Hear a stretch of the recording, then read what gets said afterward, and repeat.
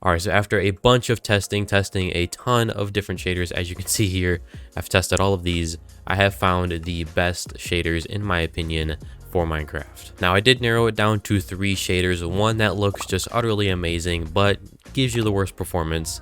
Another one that looks really similar, but gives you much better performance. And another one that gives you a much better performance, but doesn't look anywhere near as good. But it's for the people that don't have as powerful of a computer. Now, keep in mind, if you want to use any of these shaders, you will have to install OptiFine. So I'm going to show you how to do that right now. So first things first, you want to open and run the version of Minecraft that you want to use OptiFine for. So whatever version that is, run that version of Minecraft. And once you get to the main menu, you can exit out, and then we can go ahead and head on over to OptiFine right here, which will be linked in the description. But then you want to download OptiFine for whatever version it is. But don't click download. You want to click mirror and then click download. And then it'll put it right up here, and it'll ask you if you want to keep it. Just click keep. Now you want to just run this file. You might have to go to your downloads folder, but for me it's right here. And then you want to just click install,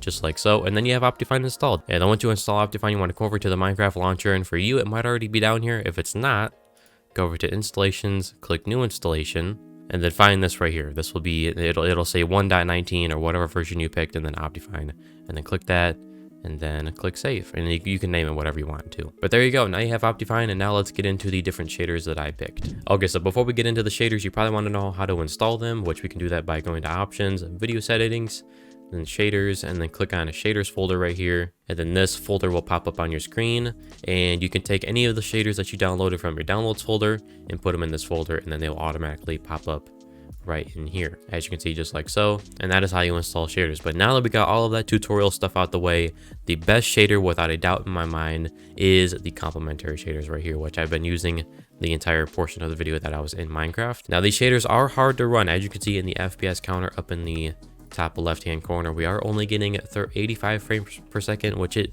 varies between like 50s, and depending on where you're looking, it'll go up to around 90. But I did adjust the settings in this shader, so I will go over to these settings that I changed, which you can access by going to shader options down here. Now first things first, make sure you have integrated PBR plus turned on, just like so. And then if you want to make the setting look a little bit better, go to materials and then go to integrated PBR settings, and make sure this setting right here is turned on, and this one is turned on as well. Then we want to go back to lighting and make sure scene aware colored lighting is on. And then also this is where you can turn up your minimum brightness, which if you turn this all the way down, it will make it so that night is pretty much completely black.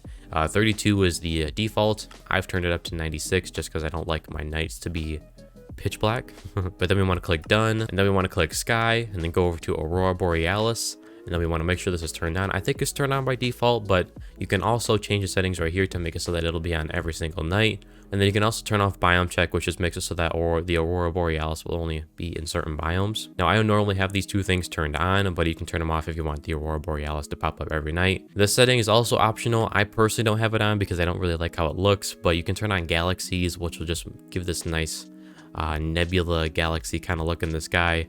I'm not a fan of it, especially when the Aurora Borealis is going on. But if you want to, turn it on and give it a try, see what you think of it. And yeah, you can go from there. And then we're gonna go to post process, click on bloom settings, and then make sure you have bloom turned on. I'm pretty sure it's turned on by default, but I have a handheld bloom reduction turned on, which will make it so that like torches in your hand, it won't look as bright in your hand, but they will on the ground. And the bloom is normally set to 0.4, but I turn it up to 0.05 just because I like the look of bloom. And by the way, if you don't know what bloom does, it gives a nice glowing appearance to anything that emits light. So yep. And then last but not least, we're going to go over to water here and make sure water refraction's turned on, water absorption's turned on, and projected caustics is turned on. This will make looking into water look really nice, but then to make underwater look nice, we're going to turn underwater fog distance up to around 224. This one's kind of personal preference. I like it right around here, but if you want there to be a little bit more fog underwater, you can turn it down a little bit. I'm pretty sure its default is 64, but I like it right there. And then we're going to turn underwater distortion down to 0.3. This will get rid of that like waving effect on your screen underwater. And if you want to, you can turn it down to 0.0, which will give absolutely no like a waving effect on your screen when you're underwater. I don't really like that. I like there to be a tiny bit of a waving effect, but yeah, that one's kind of personal preference there. But yeah, I'm pretty sure that's all the settings that I changed in this shader. So yeah, this is by far the best shader out of everyone that I've tested. Now let's move on to the second place one that gives you a little bit better performance. and that is the Complementary Reimagined Shaders right here. Now, I didn't change any of the settings in the shader. I left them all as they are when you first download the shader. Now, this one has a really similar look to the Complementary Shaders, but the clouds look different, the lighting is a little bit different, and the water looks a little bit different, as you can see. It doesn't really have that realistic waving look. It looks more like vanilla water, just with some nice reflections, and the underwater looks a little bit different. But with the previous shader, we were right around 40 to 80 FPS. But this one, we're already up into the 120s. And yeah, it still looks really, really, really good. You still get that awesome Aurora Borealis effect at night. And yeah, it just gives you a little bit better performance. And I'll tell you what's really surprising is that the Complementary Reimagined Shaders get about as good a performance as Sildur's enhanced default shaders and Vanilla Plus shaders, which look way, way, way, way, way worse than the Complementary Reimagined Shaders. As you can see, we're getting right around the same FPS, but it doesn't look anywhere near as good. Now, if you still can't run either of these two shaders right here, you should be able to run either the Sildur's Basic Shaders Fancy or the YoFPS plus low plus Chalkpick 13's edit shaders right here. Now, these do look a little bit different, so I will show you both of them, but this right here is the Sildur's Basic Shaders. And as you can see, we're getting a really nice FPS up into the 200s, depending on where you look. Okay, come on.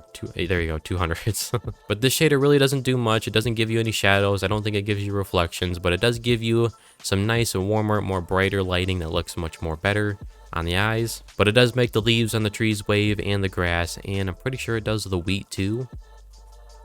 Yep, it does. It also does the wheat. So yeah, now it doesn't look anywhere near as good as the Complementary Shaders, but it does look much better than vanilla, and that's what we're aiming for. But now let's check out the YoFPS shaders. I think this one gets a little bit better performance. Now, this shader is pretty similar in the sense that it doesn't give you any reflections or shadows, but it does give you some nice fog over there and reworks the lighting. But it does give you waving leaves, waving grass, and waving plants down there, as you can see. And I'll let you go ahead and choose which one you think looks better. But yeah, those are all 4 shaders. I think I said that there were 3 in the beginning of the video, but I wanted to include 2 for the low-end shaders. But yeah, these are by far the best shaders from Minecraft. I hope you all enjoyed this video. I hope it was helpful. And yeah, links to all these shaders and OptiFine will be in the description down below. And yeah, like would be very much appreciated. And get subscribed for more Minecraft content in the future. And I'll see y'all in the next one. Peace.